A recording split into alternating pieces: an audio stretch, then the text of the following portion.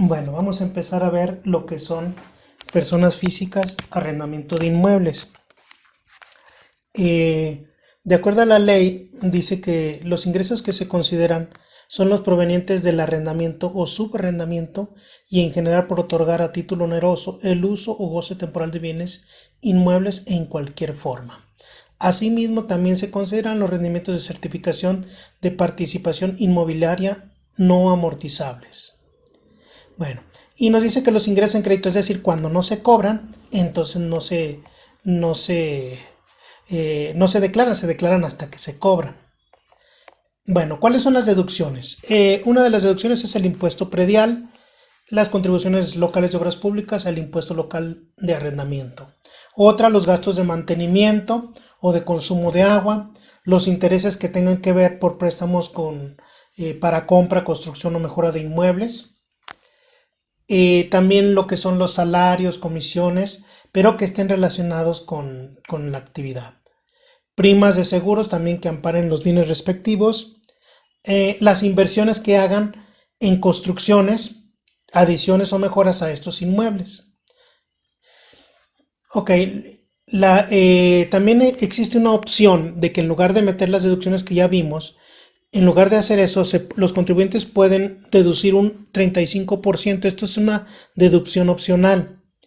Dice en sustitución de las otras deducciones, pero no es quitar todas las deducciones, es el 35%, pero dice que sí se puede incluir el impuesto predial. Entonces ahorita vamos a ver un caso donde vamos a ver cómo calculan el impuesto a una persona de arrendamiento utilizando lo que es esta deducción opcional. Bueno, ahora, hay algunas restricciones a las deducciones.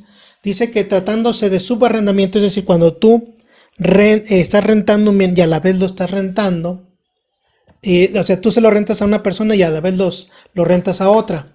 Entonces dice que solo vas a deducir el importe de las rentas que pague el arrendatario al arrendador. Y luego dice, cuando el contribuyente ocupe parte del bien inmueble, pues tendrá que sacar una proporción de este ingreso de la parte que él está ocupando. Bueno, esto ya lo habíamos visto. Bueno, voy a pasar al siguiente. Dice, efectuarán los pagos provisionales mensual o trimestralmente a más tardar el día 17.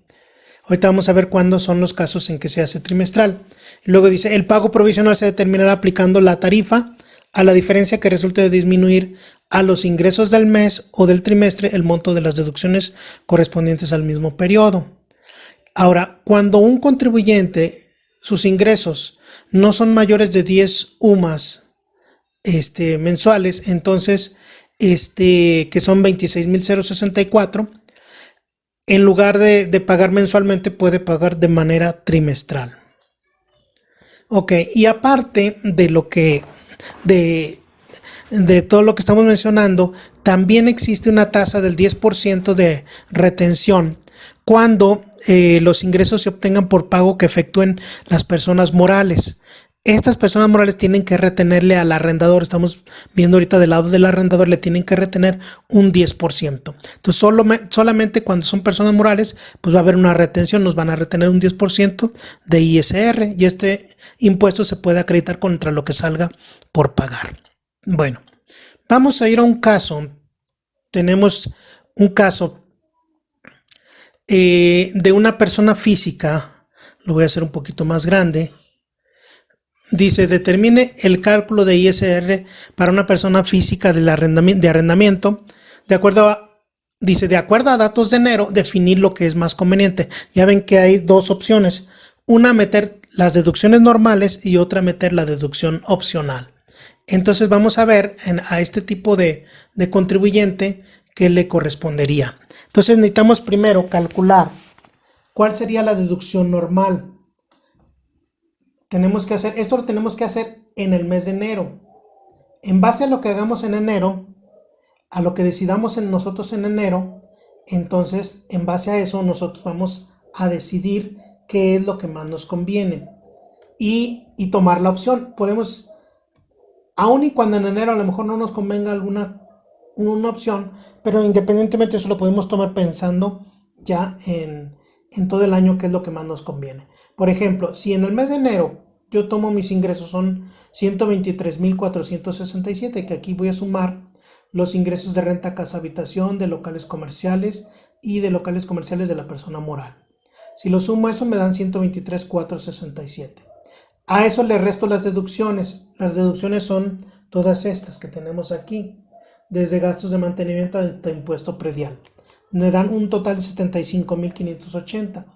Eso me daría una base, un ingreso base de 47,887, perdón. Si yo meto la deducción normal.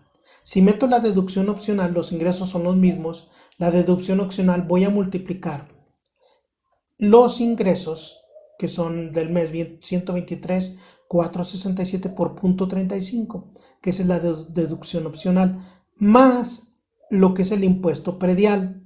Entonces aquí me daría una deducción de 78,443 y me daría un ingreso base de 45,023.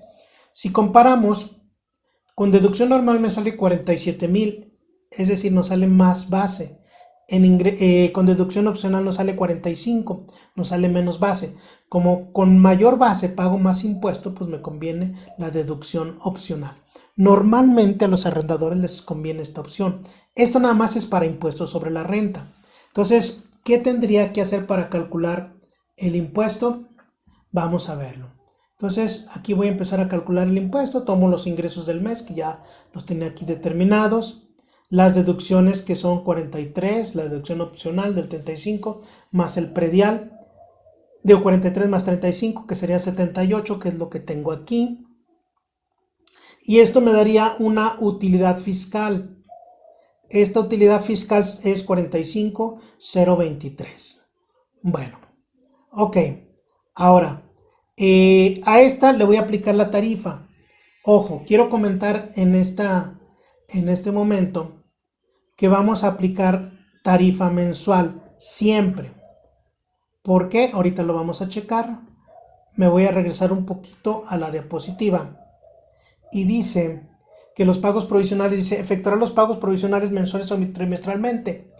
Y el segundo párrafo dice, el pago provisional se determinará aplicando la tarifa a la diferencia que resulte de disminuir a los ingresos del mes o del trimestre el monto de las deducciones correspondientes al mismo periodo. O sea, nada más nos habla de lo del mes o del trimestre. Es decir, normalmente en persona física activa empresarial, en enero tenemos nada más los ingresos de enero. En febrero sumamos enero y febrero. En arrendamiento no. En arrendamiento solamente si estamos haciendo pagos mensuales, en enero nada más tomamos los de enero. En febrero nada más los de febrero. No tenemos que acumular ingresos.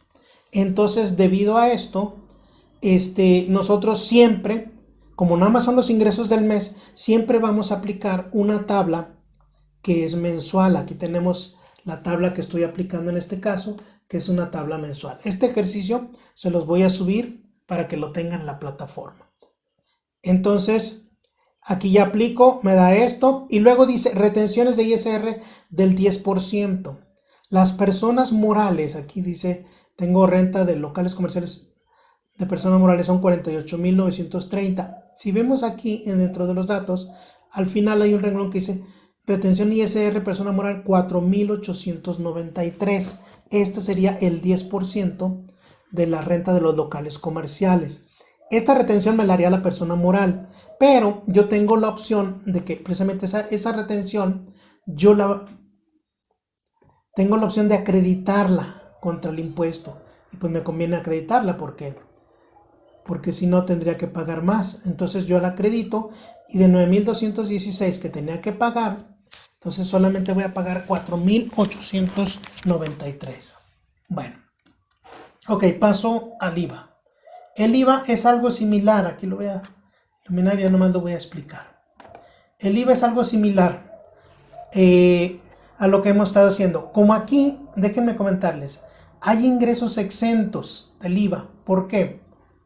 Porque dentro del IVA, lo que son las rentas de locales rentas a locales comerciales, estos sí llevan IVA, pero lo que es renta de casa habitación, siempre que es casa habitación, todo lo que tiene que ver casa habitación, para IVA es exento. Entonces, en este caso, mis ingresos exentos sería lo que es la parte de la casa habitación, ¿sí? Entonces, ingresos, renta, casa, habitación, esta parte sería mi ingreso exento.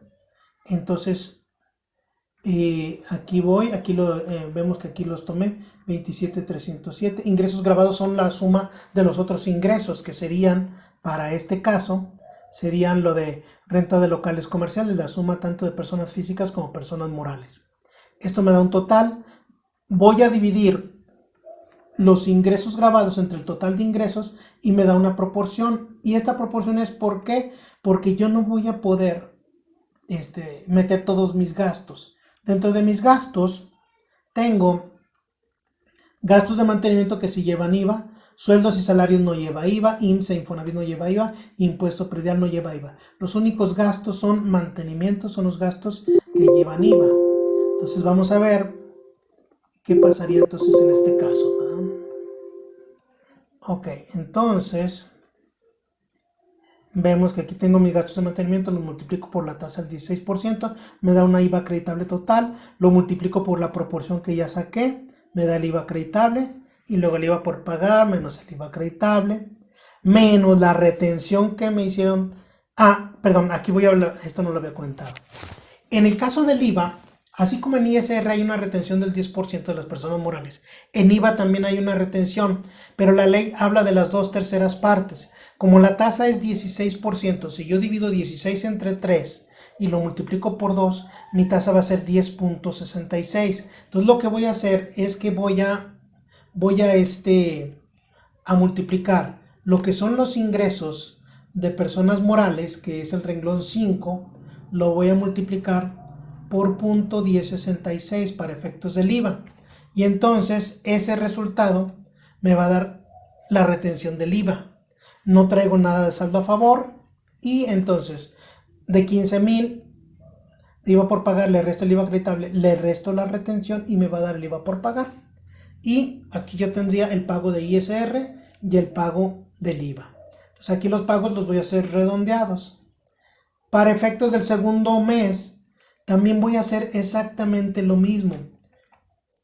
Y nada más aquí quiero comentar que lo que ya había mencionado, observen que aquí en febrero únicamente estoy tomando, miren, le voy a dar aquí F2, observen que nada más estoy tomando los ingresos del puro mes de febrero. ¿Y esto por qué? Porque solamente no lo que les decía, no se acumulan, solamente se toman los ingresos. Lo mismo, la deducción en este caso va a ser el 35% de estos ingresos, y ya vuelvo a aplicar la tarifa que aplico, vuelve a ser la misma tarifa mensual, no aplico otra tarifa, no aplico, o sea, siempre voy a tomar la tabla mensual, que es decir, la de enero, que es la que abarca un mes, la que no está acumulada, y esa es la que tomo para hacer el cálculo. Entonces ya todo lo demás sería exactamente igual. Hasta aquí le vamos a dejar.